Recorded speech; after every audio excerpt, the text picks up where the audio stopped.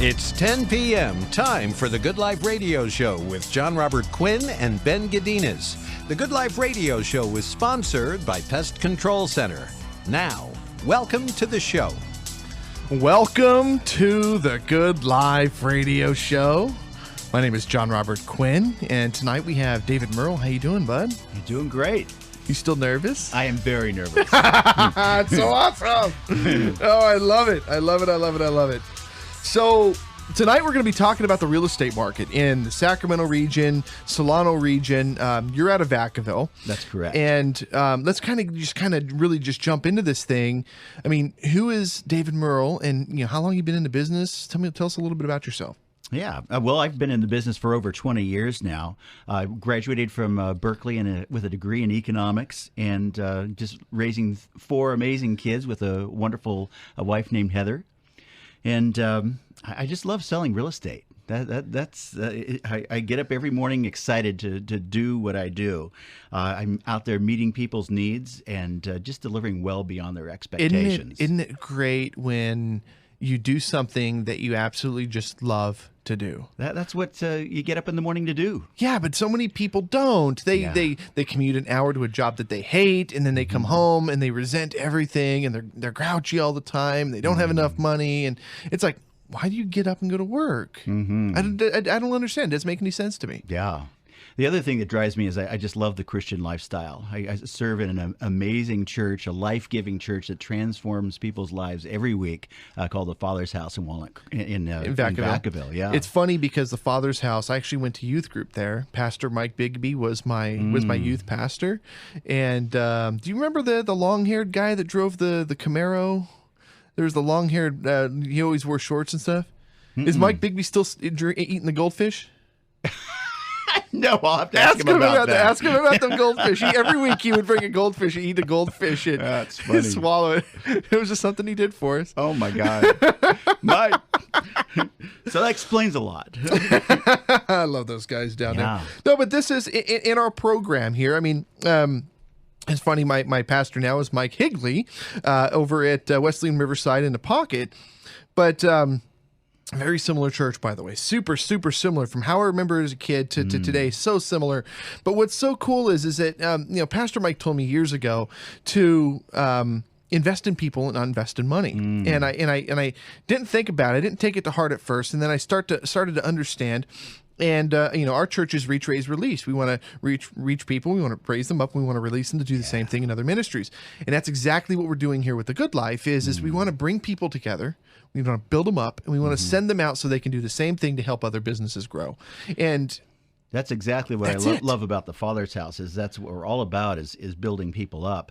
My favorite ministry is Adopt a Block, where we go into the very poorest neighborhoods in Vacaville and now Fairfield, and just feed the hungry. We're talking about people who are the working poor. They just don't have enough money to make ends meet, and we go out there, we give them free food. One of the things we should be doing more with that really is the education, because money is not something that you need to actually work for. It's something that you just think for. And if we, instead of kind of, feeding a man, we can teach a man to fish or teach a man to create the education. And that's why I buy the Rich Dad, Poor Dad books, as many as wherever I find them, I buy all of them and I just give them to people. Because it was so funny because I used to listen to the Rob, Arnie, and Don 15 years ago, and Rob Williams, he was talking about his story, and it was so similar to my story at the time. And he was talking about the Rich Dad, Poor Dad, and I bought the book. And it's the funny thing is, now I'm in radio. We got a successful show. I'm looking at a Corvette. I'm like, am I following in this exact same footsteps as this other guy? Nice. and that's my segue into real estate. Because our job is to go into neighborhoods where people don't have self-respect, don't respect each other, and give them hope. Meet their basic need of just having enough food to eat. And as we're doing this, people realize they're loved, that they're cared about. And then they start caring about each other. And that's what what builds a neighborhood. Correct. And when you get a neighborhood where people care about each other, it becomes a more desirable area. A more desirable area translates into better values. Prosperity for everybody. Yes. Everybody ends up growing. Yes. And then they can turn around and start helping the people that needed the help. Yeah. And I've said it a million times. I mean, I've been homeless twice, both because of business failures, both because I bit off more than I can chew because I had high hopes. Yeah. But I bounced right back because of the education, not because of the help or somebody gave me free food. Yeah, the free food always helps. But 2 months later, I'm building the next thing, and I'm already back on my feet. I've got everything, and we're pushing forward. And it's funny because every time I come back, I bounce back bigger and better than I was because I have more education. I think we should do something as a church where we're helping some of these people with it's the mindset. It's the philosophy of understanding and creating rather than working. Yes. The whole idea is to transform people's lives, change their paradigm so they don't see themselves as consumers anymore, but as investing in themselves, and investing in the neighborhood. That's it. So what I'm doing right now is I'm buying a fourplex in the very worst neighborhood in Fairfield. And the whole idea is that's the platform. That's where we're physically going to give out the food and transform the neighborhood. I'll tell you what's happened in Vacaville as a result of doing this. Vacaville is the third safest city in all of California. I know for it its is size. because there's like 8 cops per one person. I can't go into Vacaville without getting a ticket. But the cool thing about what we've done in Vacaville, with it being that safe, you wouldn't think you'd be able to make a huge switch in making it safer. Well, in 2015, we reduced crime by an additional 14%. And I was talking to the mayor, Lynn Augustine, a couple weeks ago about this. And he said the number one reason why Vacaville is so safe to live in is because of the people who live there. We care about our community. We care about crime. If a crime takes place, we're calling the cops. Well, the other thing that's really interesting about Vacaville, I grew up in a military house. I went to high school there. And Vacaville, a lot of Vacaville is Travis people. But Travis is in Fairfield. Why aren't the Travis people living in Fairfield? They're not. Well, you just watch what's going to happen in Fairfield, because Adopt a Block is now moving into Fairfield, and we're transforming people's lives right now. It needs help. And now we've got a mobile health clinic. So every 6 weeks, that block I'm buying on Dana Street, they're going to get free health care. We're just going to transform people's lives from the ground up. That's beautiful. That's absolutely beautiful. That's the good life, guys. Yes, That's the good life. It's not all about fancy watches and BMWs and it's good, I got the BMW. It doesn't matter. It's the community that we bring together. It's why people come onto this show. We're empowering people to continue to grow in themselves. He tells his story, and 2 or 3, 10, 1,500, whatever people hear that, remember that one point. Helps his organization, helps them continue to grow in their organization, may give them hope, give them ideas. It's all of these people all coming together to help build each other. It's not the show. We don't care what the show does. The show can just be a show. It's just airtime. Yeah. But it's the people that in this community that we bring these people together. Well, absolutely. You invest in people, you invest in yourself. If you take care of other people's needs, then your needs are automatically taken care of. So real quick here, I've got about 2 minutes. What accounts for your success? I mean, what have you done with your career in order to get where you're at today, where you can be buying fourplexes to help the community? Well, the key is having fun at what you do.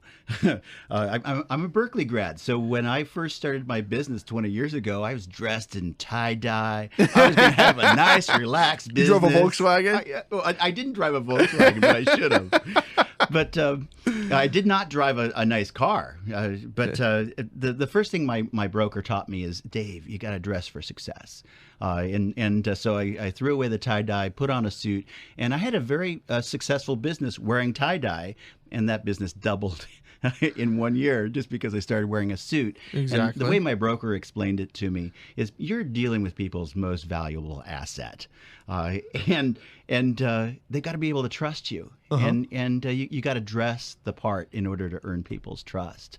I think the next thing, and probably even more important, is delivering beyond people's expectations. And in order to solve people's needs, you got to understand what their needs are. Oh, yeah. You've got to know who you're working with, or you can't do anything. And the need behind the need. It's great. Okay, you want a 4-bedroom, 2-bath house with 1,400 square feet, but what's important about buying a home for you? Exactly. You need to know why they want that, because what they think they want might not be what they need. That happens all the time. In fact, realtors love to say buyers are liars. No, you didn't ask the right questions. Buyers are not liars. You didn't understand their needs. Buyers are not liars. Unless they're buying a car. We're gonna go to a commercial break. We will be right back. Stay with us on the Good Life Radio Show.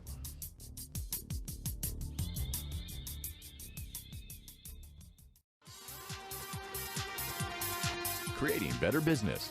It's the Good Life Radio Show, sponsored by Pest Control Center. Welcome back to the Good Life Radio Show. My name is Jon Robert Quinn, and I've got David Muerle here in front of me, real estate guru from Vacaville, my stomping grounds. That was before they built that Gotham City-looking police department. It's the biggest police department in a small town I've ever seen. Batman, did they have like a little like bat sky thing going on there? Doesn't it not look like a Gotham City Police Department? They've got a great staircase going up to the second story at the entrance. So classic. And it's across the street from Foster's Freeze. Yep. Of all places. All right, well, let's get into, speaking of sweets, let's talk about some cupcake craving here. I would say, I would ask, are you going to have a cupcake? But you ate yours before we even started. Well, you had me so nervous I couldn't handle it. How was it? It was absolutely fabulous. So what they do is every week they give us cupcakes. They put our faces on them. And the whole joke is that when you eat my side here with my face on there, they infuse it with ego. So it just gives me more confidence. Nice. Mm-hmm. Oh, it was nice eating your ego. Absolutely. See? Now you're going to go make some more money. There we go. I will say this, though. We haven't made fun of him yet. So when I met David the first time, he was wearing a red shirt. And then I went and looked at all of his pictures online. Every picture I could find online, he's wearing a red shirt. I don't have a garbage can. He was wearing a red shirt. What's the deal with the red shirt? Hey, how many do you have? I only have about 3 red shirts. You just happen to have seen me on days that I had a red shirt on. But I do like the fact that men are allowed to wear great colors right now. I mean, when my dad was a professional, white was all they could wear. Mm-hmm. And then they added some mute colors. And now I can wear deep blues. I can wear pink. I can wear orange. I can wear any color I want. We need to get you a tie-dye. A tie-dye suit. Well, that's what I'm moving more towards. And I found a great guy who makes my ties. They're tie-dye, right? They're almost tie-dye ties. They're very cool. And this is the appropriate way to wear tie-dye as a professional. Well, what's funny is when we started the show, we did this thing called Trump Dates, and we would make fun of Donald Trump. And it is so amazing to be on The Good Life. And one of the things they were talking about, he was taking his ties out of Macy's. He says, we're going to make our ties in Thailand. I thought it was the funniest joke. I'm an idiot. But you've grown up since then. You've recovered. Oh, my gosh. Anyway, so let's kind of get back into what has helped you grow in a successful business. And, you know, and the people that I really want to hear this are the young crowd. Yeah. I mean, I go into, you know, Fry's Electronics, Best Buy, some of these stores. These guys are future leaders, okay? We've all had those jobs. I worked at Circuit City. Yeah. The point I'm going to make, though, is pull up your pants. I see these kids with their black slacks, with the belt and their white shirt tucked in with their tie, but they're still sagging. You still look like an idiot, bro. Pull up your pants. So we're talking about dress for success. You want to be successful. Nobody's going to take you serious unless you look like you're worth $1 million. Nobody's going to take you serious unless you're wearing a real watch, unless you're wearing real shoes, unless you know what the hell you're talking about. And be careful where you put that tattoo. And you know, I will say the tattoos have come more susceptible in public. I have a lot of very wealthy friends, multimillionaires that are sleeved, and they wear the suit and they wear it well. But when they're sitting down in front of investors, don't have your knuckles tattooed because you can't cover those up. You can't.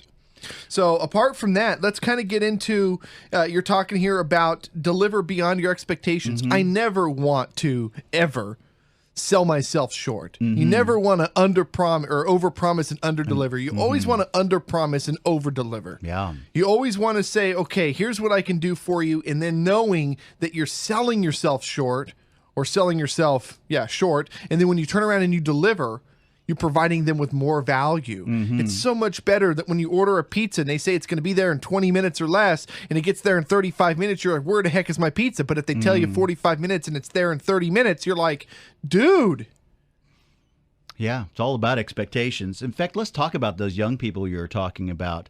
I would say a majority of my clients last year were people that they had a paradigm where I am a renter. They've been renting their entire life, and they're going to rent their entire lives.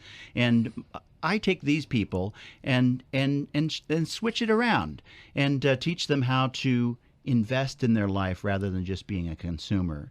They don't recognize how easy it is to buy a house as opposed to rent. It's actually easier in this market. I think a lot of it really is a fear factor, though. I mean, especially with the Big Short movie, we're not going to get into that until the third segment, but they watched 10 years ago, they watched their parents lose their houses. Why would they want to turn around and buy a house? I think it's less fear and more ignorance. They just don't know.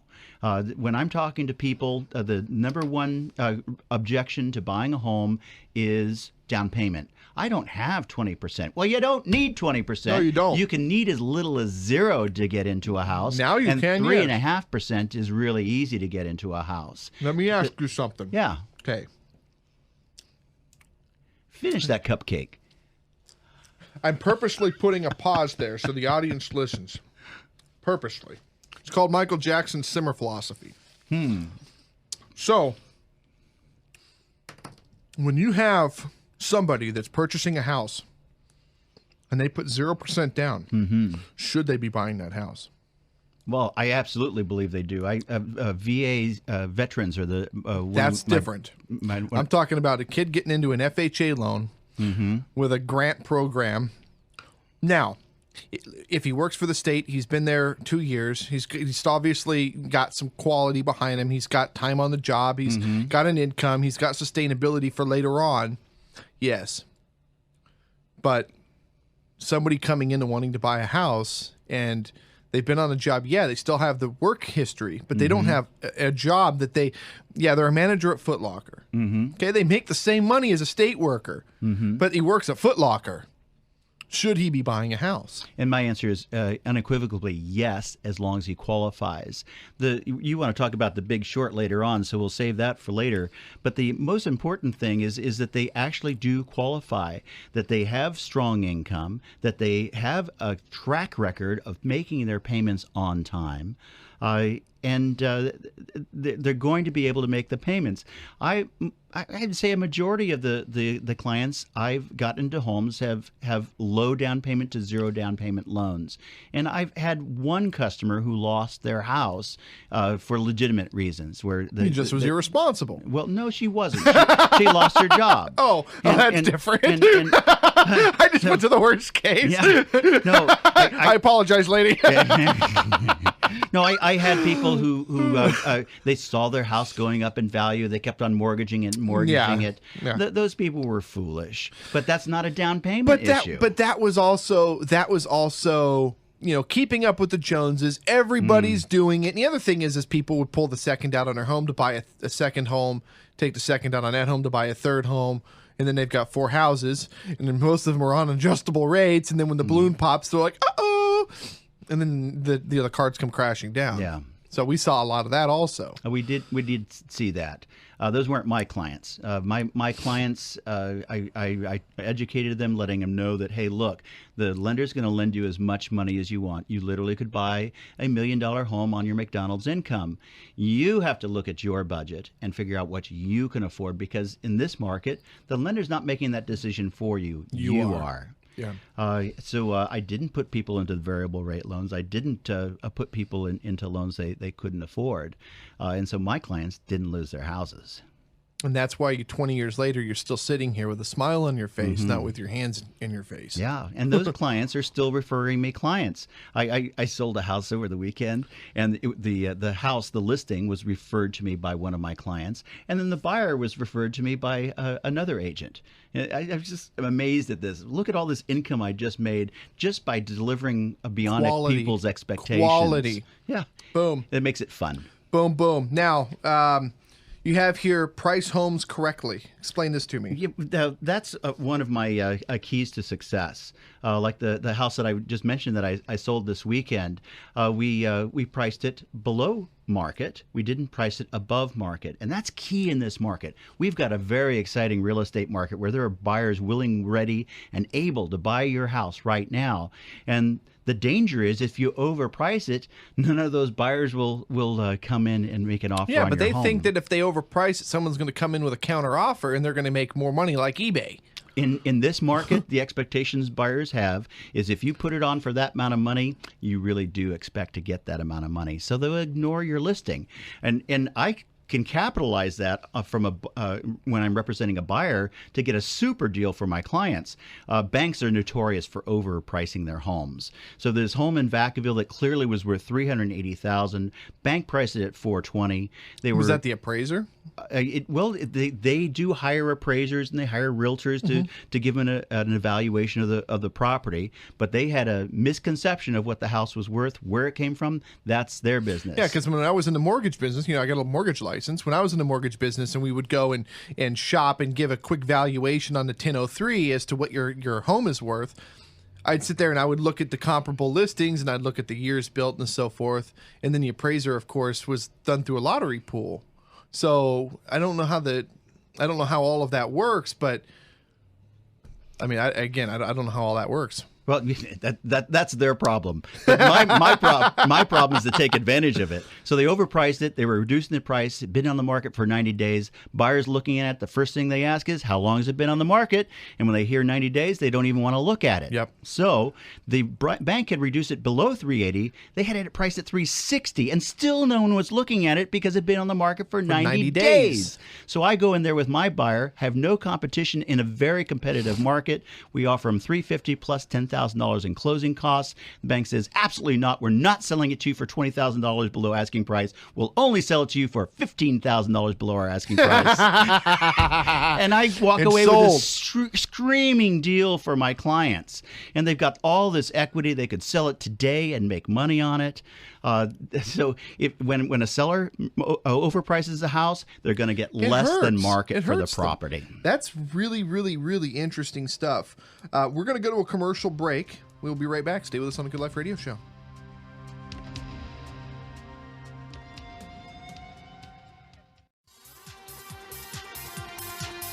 Welcome back to the Good Life Radio Show with Jon Robert Quinn and Ben Godinez, sponsored by Pest Control Center.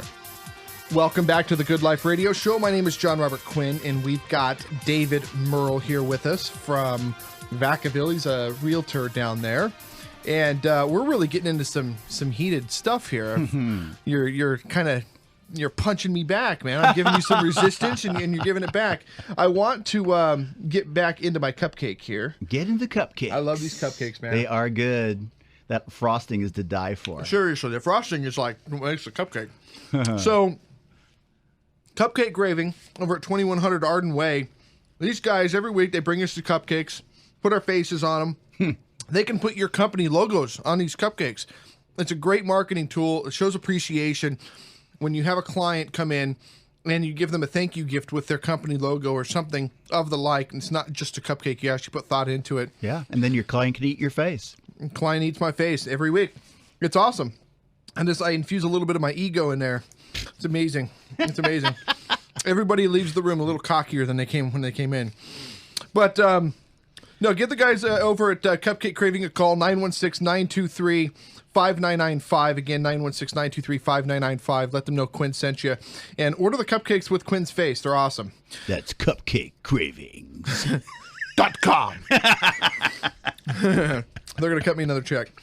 No, so let's kind of get back into, you wanted to get into the Caldwell Banker Tools video and quality photos. Explain this to me. Well, this is what is really exciting about my company. We took the small independent companies. Well, they weren't small. They're the biggest companies in our local area. I remember Gateway Realty. That's Gateway. When my dad bought his home, he went to Gateway Realty. And then Capel & Capel. That's the people I worked for 20 years. We merged and took on the Coldwell Banker name. And when we did that, I freaked out. I thought, oh, my God, my mom and pop company is going down the drain. We're going to go corporate.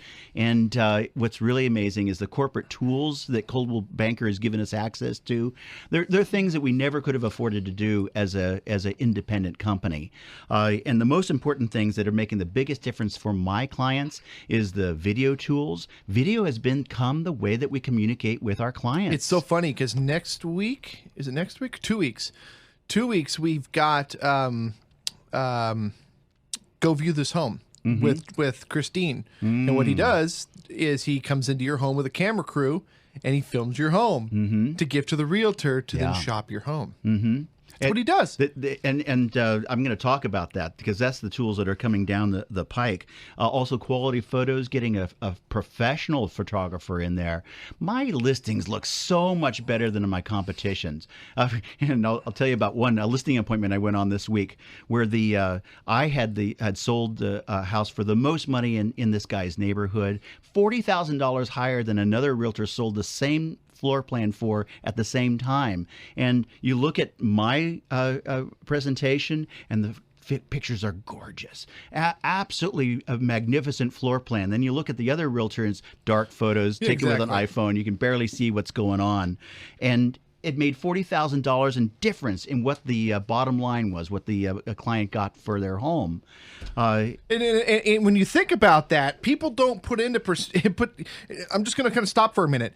$40,000. A lot of money. So you're driving a nice Mercedes Benz. You bought it used. You paid $28,000 because you couldn't afford the new one for $40,000. That picture that he took paid for that new Mercedes-Benz. Put that into perspective. And you know what's really interesting is that other realtor got paid the same amount of money I got paid. But you did it right. I did it right. And it made a huge difference in the client's life. Correct. And she was just so grateful. And then look at the referrals you're going to get. Yeah, exactly. That's what do it right the first time. You don't have to do it twice. That's what makes my business so much fun. I sold a house this weekend where the sellers were referred to me by one person. The buyer was referred to me by another person. How do you argue with that? It's so exciting. I know. It's awesome. It's an amazing market. Awesome stuff. It's kind of what we're doing here. It's how this whole thing works. You were referred to me from somebody in your LaTip group. Oh, nice. Which excellent. Then Ben was actually our second seed. He's no longer with us. Ben, he was the president of his local LaTip group who referred me to somebody from your LaTip group who then referred me to you. And then we also have Fitz Perfect Doors and Windows coming on from your LaTip group. Yeah, great company. They're so sweet, those people. Yes. Boom. So here's what's coming down the pike. In the next 2 months, we're going to see transformations in the way we market homes that are so dramatic. It's as dramatic as going from advertising on paper to advertising on the internet. We're going to be the tools that we're going to be getting in the next 2 months is the 3-dimensional tour, where we have a camera that goes into the house and takes photographs so that a client can go on the internet and go anywhere they want in the house, turn the camera's perspective around, look up, look down, go through a door, open and see the entire house as if they were actually walking through the house. And we've had this tool available, but was thousands of dollars. Oh, it's very expensive. Now it's going to be affordable so that I can do this on every single home that I put on the market. That is going to be huge. It is. Huge. People care so much about that. I don't know if we should be talking about that. All the other realtors are going to be like, I want that. Yeah, well, come work for a Coldwell Banker Capital Gateway. The other thing that's going to transform the industry is my ability to communicate with my clients through a program we call Zap, which is going to actually rate my clients. It's going to watch their internet activity, and when they're actually showing a lot of interest in buying a home, it's going to notify me and put them on my list of people to call that day. So it makes me look like a genius. I'm actually calling them when they're actually interested in buying a home. Instead of being a pest. Yes. I wish we had that for when I was calling advertisers to come on the show. Exactly. And the other thing it's going to do is enable me to make comments on our properties on our website. What people care, number one, about photos. Next thing they care about is professionals' advice on a particular property. Now I'll be able to tour a house and then zip important and relevant information into a listing. And so people will be able to see a professional's perspective on that particular house, not just the sales talk from the listing agent. So I'm going to kind of move down a little bit here. So you're talking also about How to get an offer accepted in a competitive market. This is the biggest issue facing people right now. One of my listings sold this weekend had 8 offers on it. Not one of those agents bothered to call me and say, hey, what's important to your seller? Not one of them. Well, then I'm not even going to respond to that. Okay. Well, here's their perception. Their perception is, how much do you want for this house? What price is it going to take? When I got into sales 20 years ago, the first thing my mentor told me was quit talking price on the lot. Quit talking price. Nobody cares about the price. People care about what you can do for them. Yes. They're not going to buy it if it's the wrong product. Talk price once they find the right product. They certainly care about price, but everyone seems to think it's the issue. It's not. When I make an offer on a property, the first thing I do is make a call to the listing agent and find out what's important to them. Well, here's the type of things that they're going to tell me. Well, my seller needs a rent back. They need an opportunity to find another home. So we want to close escrow, and then they want to rent the place while they're getting into their new house. Inspection contingency. How long is your inspection contingency? Your appraisal contingency? Your loan contingency? Your financing type makes a big difference. Whether it's conventional FHA, VA, there's very different impacts on the seller. Absolutely. DTI, requirements, mortgage insurance. Real simple things like who are we choosing as a title company? Some sellers really care about that. And if they do care about that, I'm going to give them what they want. Exactly. The length of the escrow. Do they want a really short escrow? Do they want their money right now? Or do they really want a long escrow so they have time to take care of some other things? Maybe they need a contingency for finding a replacement home. So they don't want to commit to selling you the home until they find the home of their choice. These are all big issues to a seller. And if I know what the seller wants, then I can modify my offer to fit exactly what the seller needs. Well, guess what the result is? There may be 8 offers on this house. Mine's one of the top 2 at least. And at least 50% of the time, I'm getting my offers accepted, whereas other agents are getting knocked out every single time. Big complaint I hear from buyers is that, man, I've written 5 offers. I've been rejected each time. You know, I didn't write 5 offers for a single client last year. If I got knocked out once, the second time I wrote an offer, I got it accepted. If you're not moving units, then you're not helping the right people with the right. You're not asking the right questions, really. I mean, the number one thing to sales, this is almost funny because I always give sales tips on the show, is ask the questions because you're not trying to help you, you're trying to help them. And if they're not interested, the only reason they're not interested is because you never found out what they were looking interested in. Correct. Yes, you don't know what they need. They don't know what they need. Another thing we're doing a lot of in this marketplace is offering cash over appraisal. So, we know we're kind of pushing the price a little bit. We know we're offering more than it's worth. Well, you can't push it too far because the appraisal is just going to knock the price back down again. So if you're really willing to pay $355 for this house, you better be willing to come to the table and say, okay, I know it's $5,000 over what it's really worth. If I can't get an appraisal for $355, I'll give you $5,000 over whatever the appraisal is up to that $355, and that's putting your money where your mouth is. You really are willing to pay that price. You want this house. Yes. This is the perfect home. And you're willing to pay for it. That's it. That's what it takes to get an offer accepted. Also, I include a personal letter. My listing that sold this weekend, probably 3 or 4 of them wrote personal letters talking about the family and sending me photographs of the family. My seller was crying. She was looking at these pictures and reading these heartfelt letters. They're real people. Yes, exactly. They're real people. It's so funny because when we talk about the show and we talk about what sells the guest, we can have the best guy on the planet, but if he doesn't have a story, he's nothing to the listener. Yeah. Listener's not going to call you unless you talk about who you are. You're a human being. Yes. So are the homeowners. They are. So are the people selling the house. They are. Or purchasing the house. Or the mortgage guy. You know, this week I saw a training video for Chick-fil-A. And, you know, Chick-fil-A, when you go in there, you get this amazing experience. It's fun to go in there and buy from them. Well, their training video was showing customers coming in, and then in a little bubble above their head, it was saying what their story was. This Chinese gal just got her citizenship last week. This guy's mom just died. This gal, it would have been her 50th anniversary today, but her husband died. And so, yeah, people are coming in, they're carrying weight of their lives. They have a story. They're real human beings. It's so funny that our show has so much heart behind it, and yet people think I'm just like this grumpy, cynical, like, and it's just like, just stop for a minute and like, you know, it's this. I just love the story. I love the story. You heard about the whole CHP officer that was killed, and then the people are coming out and saying how amazing he was. But then you go on Facebook and you talk, all you read about is how bad cops are. Huh. Yeah. You know what I mean? It's just like, I do. That's crazy. And it's so sad because everybody has a story.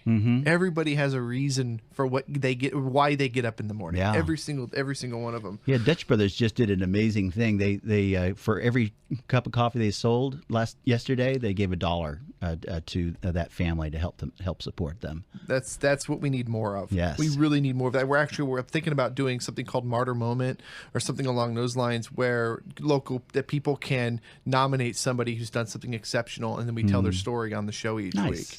It's just kind of a way to give back, a little bit of hope. You know what I mean? Kind of that Christian element without preaching, because some people don't like that. But Christianity is all about loving people. It's not about preaching. Well, we're going to go to a commercial break and come right back here with David Muerle. Be right back.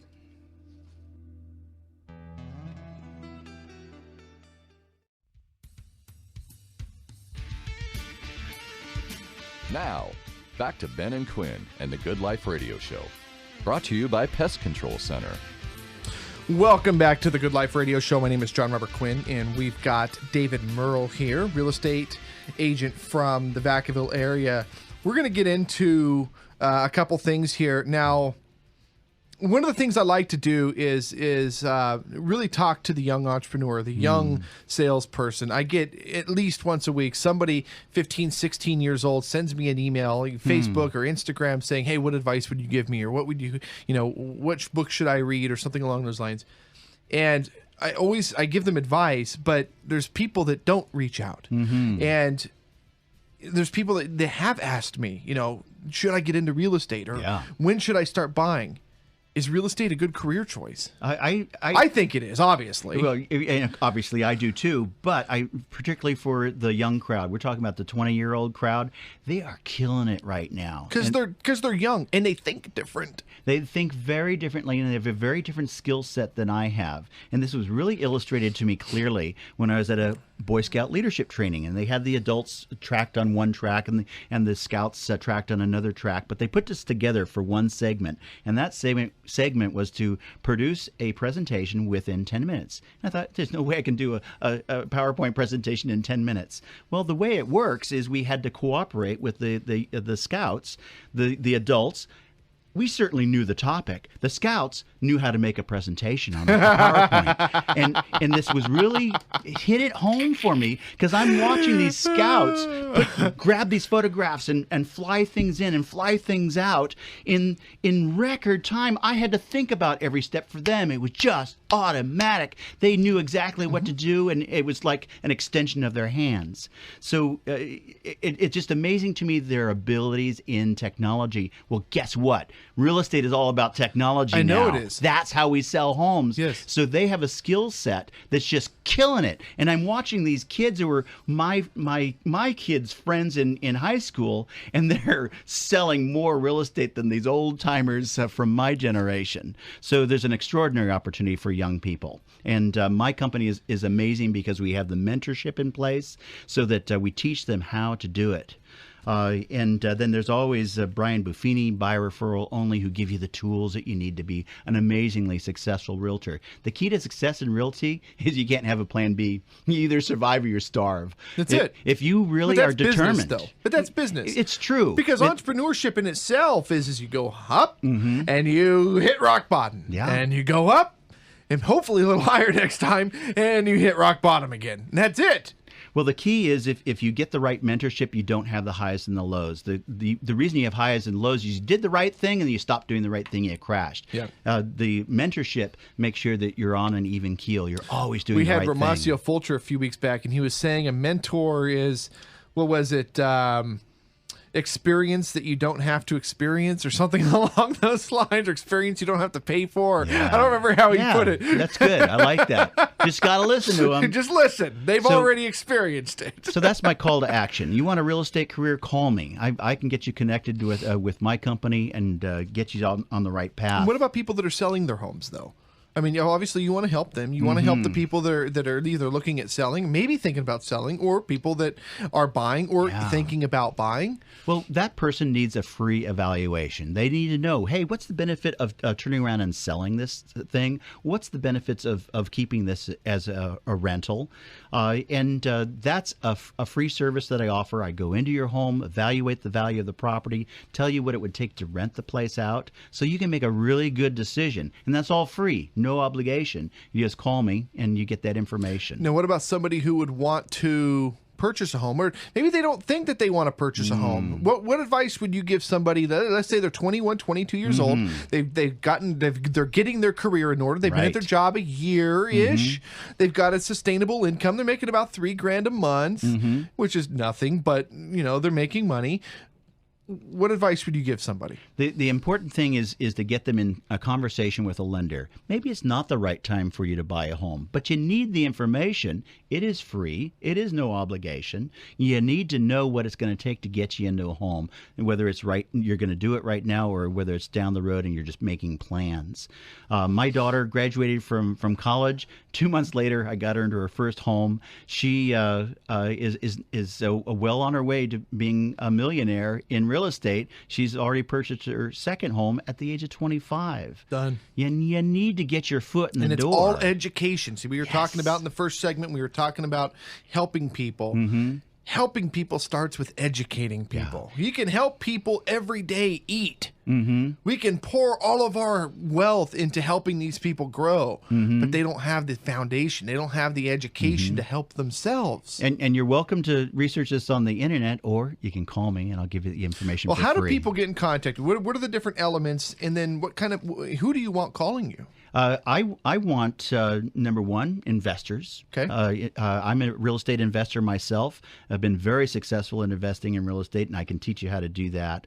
I want first-time home buyers, people who think they're renters. I will show you the tools that you need to get out of the rental trap and into home ownership. I love renting. But I also live in a high-rise. Those are expensive to buy. Yes. Very. I can show you how to invest in yourself. That's the key. Because in life, you're not going to get ahead by working for somebody else. You've got to invest in yourself. Correct. Absolutely. And I'll teach you how to do that. And how do people get in contact with you? My cell phone is by far the best way to call me. That's 707-372, followed by all zeros, 372-0000. 707-372-0000. David Muerle over at Capel Gateway. And what's the parent company? We're Caldwell Banker, Capel Gateway. Caldwell.